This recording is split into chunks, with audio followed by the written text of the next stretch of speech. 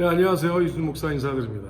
오늘 하나님께서 우리에게 허락하실 말씀은 역대상 20장의 말씀입니다.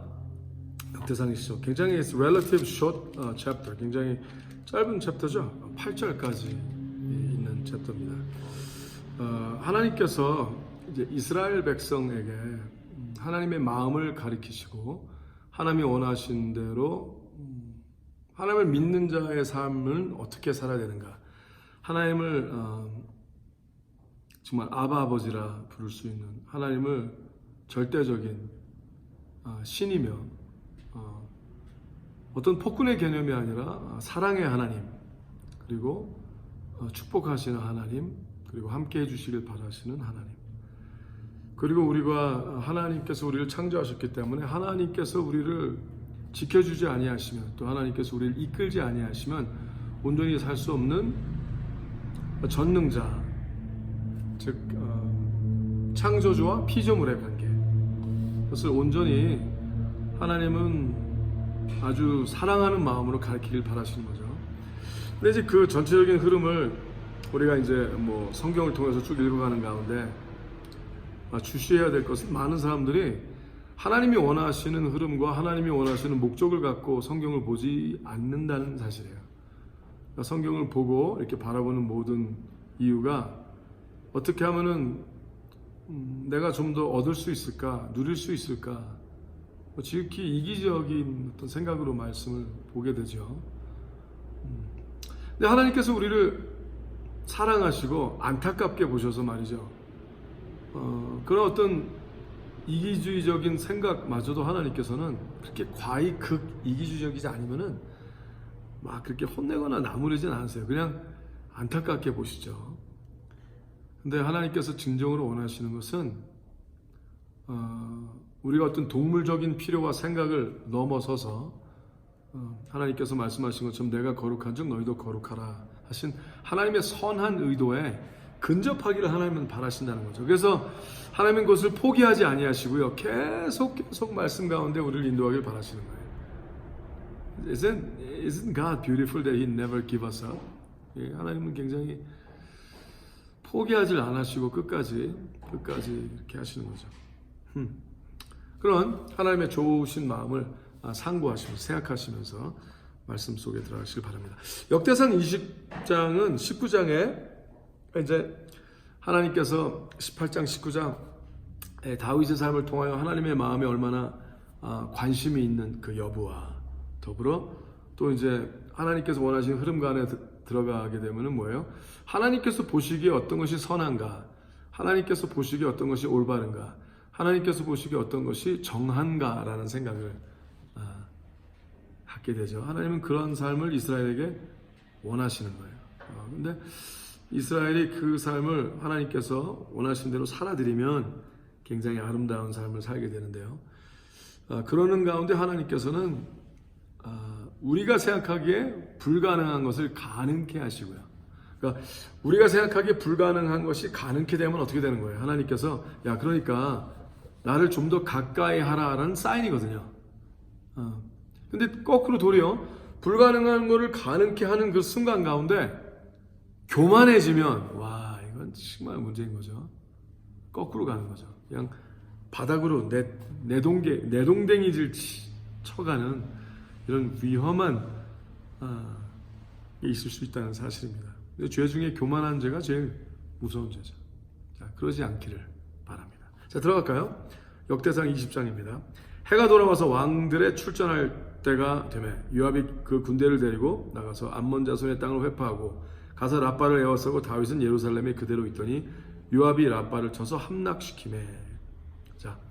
이제 in the spring, 그러니까 해가 돌아와서라는 얘기는 그 겨울의 그 흐름을 다 기다렸어요. 여태까지 하나님께서 하신 게, 직접 이끄신 게 너무나 완연했던 그런 삶을 그들이 본 거죠. 근데 시간이 이렇게 좀 지나갔잖아요. 시간이 좀 지나가니까 이스라엘의 몇몇 사람들, 또 어떤 사람들은 그걸 잊어먹는 사람들이 있었어요. 하나님이 직접 하셨다, 하나님이 그래서 하나님이 보시기에 어떤 게 가장 옳은가를 생각해야 되는데, 시간이 조금 지나가다 보니까 자기가 기여를 많이 한 것 같은 생각이 있었던 사람도 있던 거죠. 그 중에 하나가 요압이었어요. 요압. 나중에 요압이 다윗을 배신하죠. 이제 반기를 들고. 근데 요압은 나름대로 훌륭한 장관이었다고 본인을 생각했기 때문에, 자기가 기여한 바가 많다고 생각했기 때문에요. 항상 요압이 보기에, 그러니까 하나님께서 기름 부으신 다윗, 그러면 왜 다윗을 하나님이 기름 부으셨냐는 어떤 큰 그림을 보진 않았고요. 그냥 하나님의 개입이 아닌 자기가 보기에 이 사람은 이렇다, 저 사람은 저렇다, 그냥 그런 식으로만 생각하는 굉장한 교만으로 갈 수 있는 흐름이 있는 거죠. 근데 이제 재미있는 사실은 하나님의 약속 때문에 승리하게 되는 흐름에 이스라엘은 들어가 있었거든요. 근데 요압은 그것을 자기가 이렇게 공을 세워서 했다는 생각이 있기 시작하는 흐름이 20장이 한 거예요. 이제 점점 역대상 21장 쭉 나가면서 이제 또 하나님께서 전체적인 그림으로 우리에게 보여주실 텐데, 참. 근데 이거 모든 것을 보고 하나님이 이렇게 보고 계신 거죠. 주시하고 계시고, 하나님은 그 날짜와 그 결정의 흐름을 이걸 다 세시는 거예요.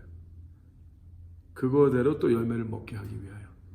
그 하나님의 정의와 공의니까요. 하나님은 오래 참으시기도 하지만 동시에 정의스러우시고 공의스러우시거든요. 그죠? God is just and righteous. 하여튼 계속 나갑니다. 다윗은 예루살렘에 그대로 있는데 요압이 라빠를 쳐서 함락시켰어요. 다윗이 그 왕의 머리에서 보석 있는 면류관을 취하여 달아보니, 그러니까 이제 다윗이 있지만 그 장관 중에 하나인 요압이 아주 그 중에 나름 최고이죠. 함락시켜서 그 다른 왕의 머리에 있는 면류관을 갖다 준 거예요. 근데 면류관의 보석을 달아보니 중량이 금 한 달란트라. 그 면류관을 자기 머리에 쓰니라. 다윗이 또 성에서 노력한 물건을 무수히 내오고. 3절 그 가운데 백성을 끌어내어 톱질과 썰애질과 도끼질을 하게 하니라.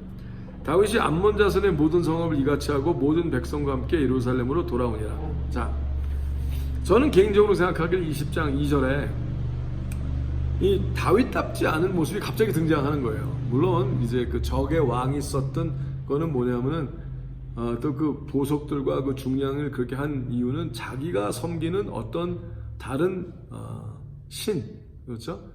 이방 신에 대한 나름 축복이고, 그거에 대한 어떤 영적 권위가 있다는 걸 드러내는 거였어요. 이게 뭐 정한 건 아니거든요.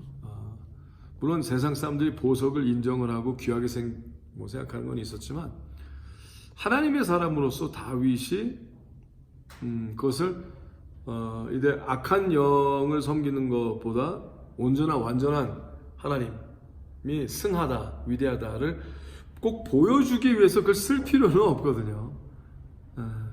좀 이상이 야릇한 기운이 흘러들어가기 시작하는 거죠. 하나님은 이것에 대해서 지금 우리에게 그릇됐다 이렇게 정확하게 핀포인트를 하고 계시진 않아요. 그러나 우리에게 흐름을 보여주시는 거죠. 위험이 들어가기 시작을 할 때 하나님께서 정해주시고 하나님께서 기름 부으신 자라 할지라도 어떤 작은 별거 아닌 일 같은 것 가운데서도 심뜸이 있다는 거죠. 심뜸이. 결정의 흐름과, 여러분이 만약에 당신이 하나님께서 당신을 기름 부으신 다윗이고 여호와 하나님은 전부이시며 하나님이 이끄시고 약속하신 대로 믿음으로 나아가면 모든 것이 이루어진다를 알 때, 우상에게 절하던 자가 우상이 인정해준 어떤 왕관, 이런 것을 정하게 여기겠어요? 보물로 여기겠어요? 그러지 않을 거 아닐까? 그죠? 근데 다윗은 이상한 모습이 일어나기 시작했어요. 자, 계속 읽어드릴게요. 점점 구체적이 됩니다. 다윗이 또 그 성에서 노력한 물건을 무수히 내오고 그 가운데 백성을 끌어내어 톱질과 썰애질과 도끼질을 하게 하니라. 다윗이 암몬 자손의 모든 성읍을 이같이 하고 모든 백성과 함께 예루살렘으로 돌아오니라. 자, 이제 라빠라는 도시를 요압이 쳤어요. 라빠라는 곳을 쳐서 나라일 수도 있고, 그래서 이제 그들을 노력한 물건과 더불어 그들을 이제 종으로 쓰기 시작하는 거죠. 근데 그 중에서 특별히 기능적인 일을 감당하게 합니다. 톱질, 썰애질, 도끼질을 하게 하니라. 그래서 이제 굉장히 뭐 레이버 인텐스된 잡을 하게 하는 거죠. 근데 이 흐름도 사실 하나님께 여쭈고 하진 않습니다. 그냥 아무래도 레이버 인텐스니까 좀 힘들겠죠. 계속 노동을 계속 컨스트럭션이 있었던 상황이었기 때문에 또 함락시키고 도시 재건을 하고 또 성전을 지어야 되고 또 회당을 지어야 되고 하는 이런 전체적인 흐름에 근데 여기도 약간 우리가 생각의 흐름에 한번 있어봐. 왜 그러면 잘 하고 있던 이스라엘 백성 중에서 또 이들에게 특별히 그렇게 일을 시켰지? 이것이 하나님 보시기에 의로운가? 정당한가? 이것이 하나님이 명하셨나? 아니면은 하나님이 명하시지 않아도 그냥 본인들이 보기에 편하니까 이게 편하니까 이게 why not? It's more practical이라는 얘기를 하죠. practical 하기니까. 근데 좀 주시해야 될 상황이에요. 이제 그 다음 장부터 나오면 더 잘 알 수 있지만 재미있는 거예요. 제가 계속 읽어드릴게요. 이제 벌써 5절밖에 안 남아요. 짧은 장이라. 이후에 블레셋 사람과 게셀에서 전쟁할 때 후사 사람 시프게가 장대한 자의 아들 중에 10배를 쳐 죽임에 저희가 항복하였더라. 여기서 장대한 자라는 그런 거인의 개념이 있는데요. 그러니까 이제 불가능한 전쟁을 하나님이 계속 이기게 하신 거예요. 왜? 하나님은 뭐 이스라엘 백성이 약간 지금 이상한 기류가 있어서 이상한 모습으로 가고 있지만 아직까지 뭐예요?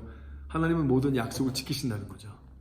하나님께서 은혜로 보호해 주시는 거예요. 여러분의 삶에 하나님께서 당신을 은혜로 보호해 주신다고 당신이 잘하고 있는 건 아닌 걸 잘 아셔야 돼요.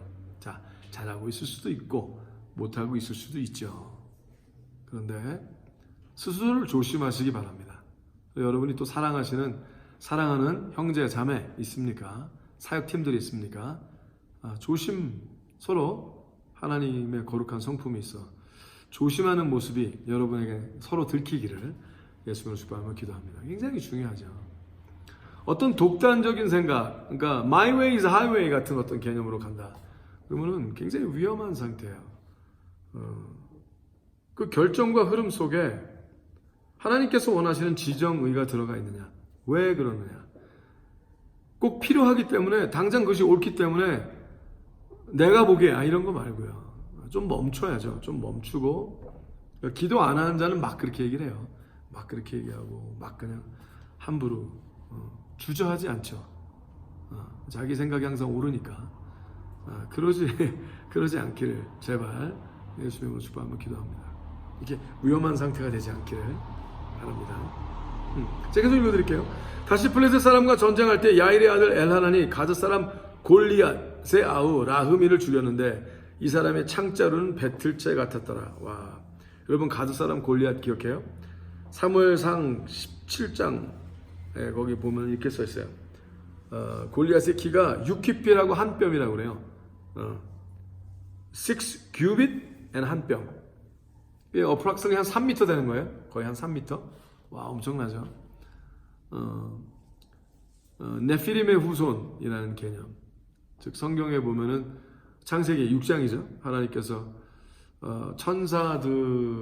천사들이 지구상에 내동댕이 첫 신진 이후에 아담과 하와의 후손들과 영적으로 규합하는, 그래서 이상한 DNA 조작 사건이 일어나요. 쉽게 얘기하자면. 그래서 그 사이에서 혼혈된 그러니까 악령들과 사람들 사이에 어떤 뉴 브리드가 나옵니다. 그걸 보고 성경에서는 네피림이거든요. 네피림의 후세. 그래서 이제 악령의 영적인 흐름, 그냥 뭐 피만 섞인 이런 개념이 아니고요. 그래서 그것을 하나님께서 몰아내기 위하여 여호수아 출애굽 이후에 여호수아를 통하여 그 모든 그 악의 영에 물들은 것과 전쟁을 일으키게 하신 일이 일어나죠. 그것이 그 이스라엘이라는 국민과 또 외세와의 싸움이 아니라 사실은 가만히 들여다보면은 악령들과의 싸움이었었어요. 올바로 성경을 바라보면 말이죠. 근데 그 흐름이 아직도 있었다는 거예요. 여기 그 장대한 자의 후손이라는 개념이. 즉 뭐예요? 근데 지금 뭐 요압은 전혀 그런 생각을 못 하고요. 장관이었던 요압은 다윗도 잘 그걸 몰라요. 근데 하나님께서는 이 역대상 20장 안에 다윗이 모르는 흐름을 하나님은 하나님의 목적과 이유를 갖고 다윗의 군사들을 통해서 또 용사들을 통해서 하나님은 하나님의 약속을 지키시고 나가신다는 거죠. 근데 이게 그냥 뭐 큰 사람들과 싸웠다, 거인과 싸웠다는 개념만이 아니라는 사실이에요. 그러니까 우리는 다윗보다 또 요압보다 어떻게 보면 하나님의 거룩한 성령을 예수 그리스도의 이름으로 우리에게 허락하셨기에 좀 더 성경을 온전히 볼 수 있는 선한 은혜로의 각도가 생겼다는 거죠. 은혜의 각도. 은혜로 말씀을 바라볼 수 있다는 거예요. 이거 얼마나 축복입니까? 얼마나 축복이에요.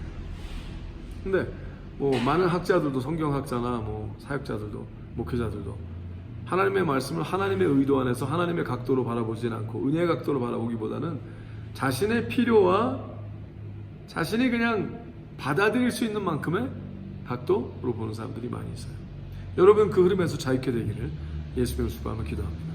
그래서 하나님께서 온전히 바라보게 하시는 하나님의 거룩한 성령의 충만하심으로 지혜의 은사, 지식의 은사까지도 누려지길 바라고 하나님께서 원하시는 흐름으로 이렇게 마음과 생각과 바라봄마저도 하나님의 동행함을 얻게 되시기를 예수님으로 축복하며 기도합니다. 자, 근데 그 사람들 다 이제 죽이고 승리한 일이 일어나요. 근데 이것이 다 하나님의 은혜의 흐름 안에 있기 때문이죠. 자, 6절. 또 가드에서 전쟁할 때 그곳에 키 큰 자 하나는 매 손과 매 발에 가락이 6개.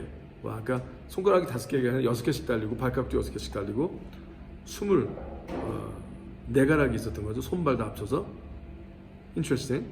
근데 재밌어요. 저도 장대한 자의 소생이라. 여기서 다시 한번 말씀드리지만 그 장대에 대한 개념이 창세기 6장에 있는 하나님의 거룩한 흐름의 말씀과 같다는 거죠.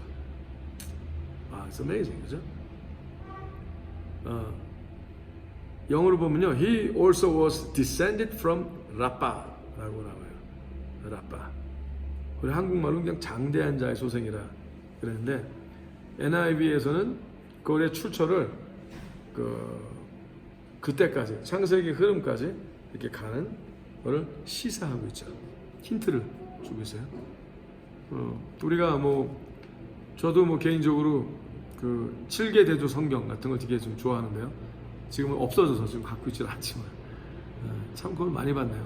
그 중에 하나 이제 그 잉글리시 버전 중에 4개가 있었는데 그 중에 하나가 제루살렘 바이블이라는 게 있었어요. 굉장히 독특하게 원어의 흐름이 히브리서 원어의 흐름이 굉장히 영어로 잘 표기된 것, 굉장히 제가 좋아했던 트랜슬레이션 정도의 하나인데, 물론 하나님께서 각자의 언어로 우리가 말씀을 보게 함으로 말미암아 영어로 봐도 한국말로 봐도 틀리고 또 영어 가운데도 이게 킹 제임스, 오리지널 킹 제임스인지 뉴 킹 제임스인지 NSB인지 NIV인지 다 다를 수 있죠. 그래서 하나님의 도움이 필요한 거예요. 성령의 인도하심으로 온전히 하나님의 의도를 바라볼 수 있는 그런 열심과 또 훈련이 되어 있는 우리 모두가 되시기를 예수님을 축복하며 기도합니다. 자, 계속 마지막 2절 읽어드릴까요? 7절 8절. 저가 이스라엘을 능욕하는 거로 다윗의 형 시므아의 아들 요나단이 저를 죽이니라. 와, 갑자기 이제 다윗의 형이 등장했어요. 시므아의 아들. 네, 다윗과 요나단의 그 요나단이 아니라 또 다른 요나단이죠. 기억나세요? 다윗이 처음에 골리앗을 향한 전쟁에 갔을 때 형들이 막 뭐라고 그랬어요. 응?